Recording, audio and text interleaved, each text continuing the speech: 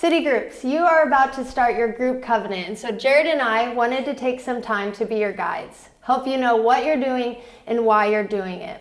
In this group covenant, you're going to have a bit of a brainstorm, and you're going to ask the question, if we are going to live out these realities of what it looks like to live as a family on mission biblically, what does that look like? How do we do it? Let's take some time to write it down. Simple enough, right? Well, it's not actually very simple for us, especially in our culture. I would say everything is pulling us away from this direction of biblical community. I think the biggest reason for that is the radical individualism in our culture. It influences everything. It's this idea that our goals, our desires, and our happiness comes first, and it pervades everything. It affects our decision making, it affects our schedules, it affects our career pursuits, it affects our romantic relationships, our marriage relationships. It even is reinforced by our social media feeds, our social media profiles. Everything is trying to create this me culture. Yeah. And so these two things are essentially incompatible, biblical community and radical individualism. And expecting to come into a city group for us and just morph into families on mission is kind of like expecting to walk in and hang out at a Krispy Kreme forever and morph into an Olympic athlete. It just doesn't happen. So what we want to do is give you something very practical, a tool to help you guys brainstorm in order to figure out how to buck against this radical individualism, one, and then two, just envision what it could look like for you very practically to live as families on mission. So I know there's a handful of questions that you would have. We've already heard questions from some of you. And so we wanted to take a few seconds to just address maybe the 5 biggest questions that we've heard. So Jordan, the first one that we've heard is, why are we writing this out and signing it? What would you say to that?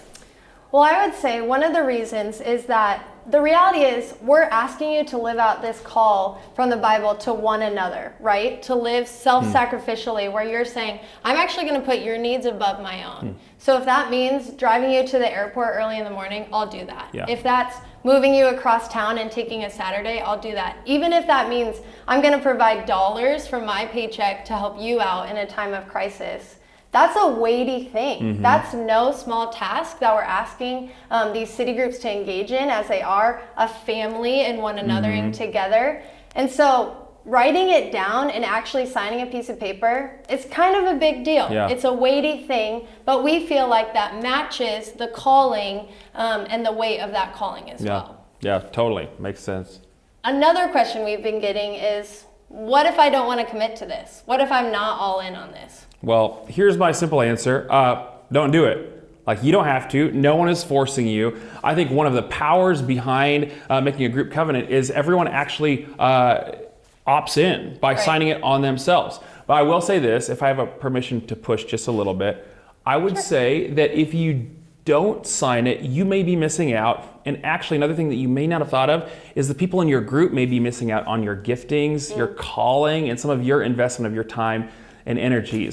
And we just don't want you to miss out. Right. So here's another question that's come up. What if someone new comes around midway through the year and joins the family? What works out then with the covenant? Right.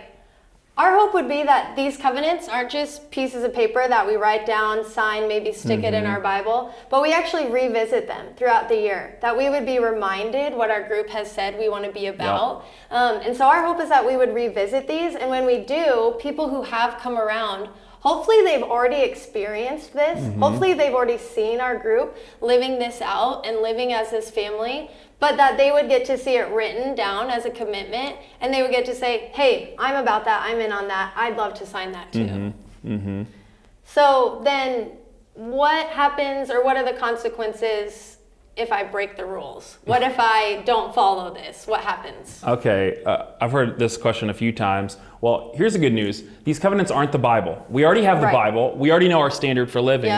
But the opportunity, I would say, is that this is more of a visionary piece of some goals to live for rather than a list of rules to live up to. But I think we already know kind of how to interact with each other, so this provides some clarity in how we can keep each other accountable. And it will provide opportunities, maybe when people don't really follow through like we've agreed to have loving conversations, to have encouraging conversations, to share stories when people do actually live this way out, and also be able to lovingly come alongside people, encourage them, and push them toward Jesus as we hold each other accountable to this.